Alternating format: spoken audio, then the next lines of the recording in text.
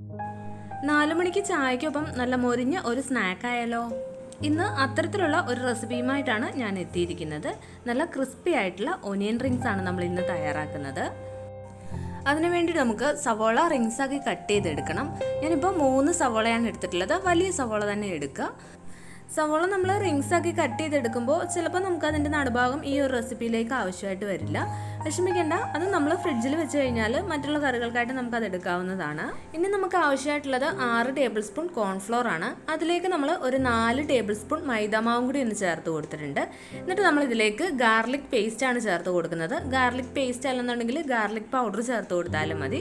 എന്നിട്ട് ഞാൻ 1 teaspoon chilli powder ചേർത്ത് കൊടുത്തിട്ടുണ്ട്. ഞാനിപ്പോൾ കാശ്മീരി ചില്ലി പൗഡറാണ് ചേർത്തിട്ടുള്ളത്. പിന്നെ നമ്മൾ പാകത്തിനുള്ള ഉപ്പും കൂടി ചേർത്തിട്ട് ഇത് നന്നായിട്ട് തന്നെ ഒന്ന് മിക്സ് ചെയ്തെടുക്കുക. അപ്പോൾ ഇത് നന്നായിട്ടൊന്ന് മിക്സ് ചെയ്തെടുത്തതിന് ശേഷം നമുക്കിതിലേക്ക് വെള്ളവും കൂടി ഒഴിച്ചിട്ട് ഒന്ന് കുഴച്ചെടുക്കണം. അപ്പോൾ വെള്ളം ചേർത്ത് കൊടുക്കുമ്പോൾ നമ്മൾ 1-2 തവണയായിട്ട് ചേർത്തിട്ട് കുഴച്ചെടുത്താൽ മതി. വെള്ളം ഒന്നിച്ച് ചേർത്ത് കൊടുക്കരുത്.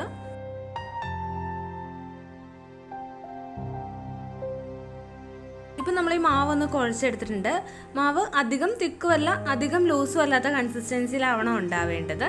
സംശയം ഉണ്ടെന്നുണ്ടെങ്കിൽ നമ്മൾ എടുത്തിട്ടുള്ള ഒനിയൻ റിങ്സിൽ ഒന്ന് ഈ മാവിലൊന്ന് മുക്കി നോക്കിയാൽ മതിയാവും. നന്നായിട്ടൊന്ന് കോട്ടായി കിട്ടണം, അത്രയേ ഉള്ളൂ. പിന്നെ ഞാനിതിലേക്ക് മിക്സ്ഡ് ഹെർബ്സ് ആണ് ചേർത്ത് കൊടുക്കുന്നത്. ഒരു വ്യത്യസ്തതയ്ക്ക് വേണ്ടിയിട്ടാണ് ഞാനിപ്പോൾ മിക്സ്ഡ് ഹെർബ്സ് ചേർത്ത് കൊടുത്തിട്ടുള്ളത്. ഒരു 1/2 ടീസ്പൂണിൽ താഴെയാണ് ഞാനിപ്പോൾ ചേർത്തിട്ടുള്ളത്. ഇനി ഇതില്ലാന്നുണ്ടെങ്കിൽ ചേർത്ത് കൊടുക്കേണ്ട ആവശ്യമില്ല. നിങ്ങളുടെ കയ്യിൽ മല്ലിയില ഉണ്ടെന്നുണ്ടെങ്കിൽ അത് ചെറുതായിട്ടൊന്ന് കട്ട് ചെയ്ത് ചേർത്താൽ മതി. ഇനി മല്ലിയില ഇല്ലാന്നുണ്ടെങ്കിൽ കറിവേപ്പില ചെറുതായിട്ടൊന്ന് കട്ട് ചെയ്ത് ചേർത്ത് കൊടുത്താലും മതി. ഇനി ഇതൊന്നും ഇല്ലാന്നുണ്ടെങ്കിലും കുഴപ്പമൊന്നുമില്ല. ഇനി നമ്മൾ കട്ട് ചെയ്ത് വെച്ചിട്ടുള്ള റിങ്സ് ഓരോന്നായിട്ട് എടുത്തിട്ട് ഈ മാവിലൊന്ന് മുക്കിയതിന് ശേഷം ബ്രെഡ് ക്രംസിലൊന്ന് കോട്ട് ചെയ്തെടുക്കുകയാണ് ചെയ്യേണ്ടത്. അപ്പോൾ ഒനിയൻ റിങ്സിലൊക്കെ മാവ് നന്നായിട്ടൊന്ന് കോട്ടായി കിട്ടണം. അതിന് ശേഷം നമ്മൾ ഇത് ബ്രെഡ് ക്രംസിലൊന്ന് കോട്ട് ചെയ്തെടുക്കണം.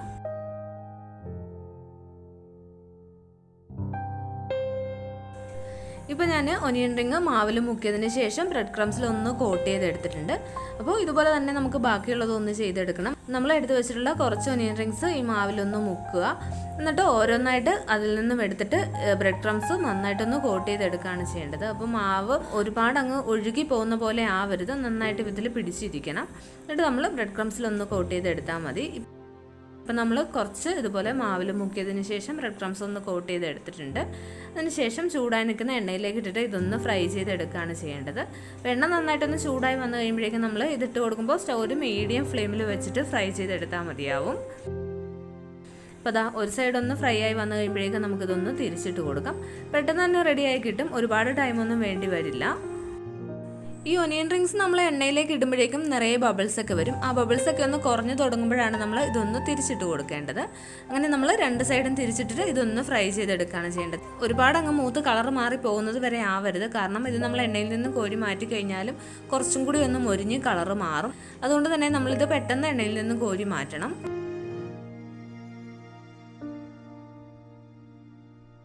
ഇപ്പോൾ നമ്മൾ first batch onion rings fry ചെയ്തെടുത്തിട്ടുണ്ട്. അപ്പോൾ ഇതുപോലെ തന്നെ നമുക്ക് ബാക്കിയുള്ളത് ഒന്ന് ഫ്രൈ ചെയ്തെടുക്കണം. ചൂടായി നിൽക്കുന്ന എണ്ണയിലേക്ക് നമ്മൾ മാവിൽ മുക്കിയതിന് ശേഷം ബ്രെഡ് ക്രംസ് കോട്ട് ചെയ്ത് വെച്ചിട്ടുള്ള ഒനിയൻ റിങ്സ് ഇട്ട് കൊടുക്കുക.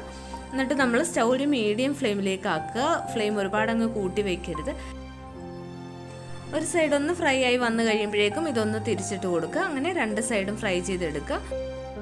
ഈ ഒനിയൻ റിങ്സ് നമ്മൾ ചെറിയ ചൂടോടുകൂടി കഴിക്കാനാണ് കൂടുതൽ ടേസ്റ്റ്. തണുത്ത് കഴിഞ്ഞാൽ അതിൻ്റെ ആ ഒരു ക്രിസ്പിനെസ് പോവും. ടൊമാറ്റോ കെച്ചപ്പ് കൂടി ഉണ്ടെന്നുണ്ടെങ്കിൽ നല്ല ടേസ്റ്റി ആയിട്ടുള്ള ഒരു സ്നാക്കാണിത്.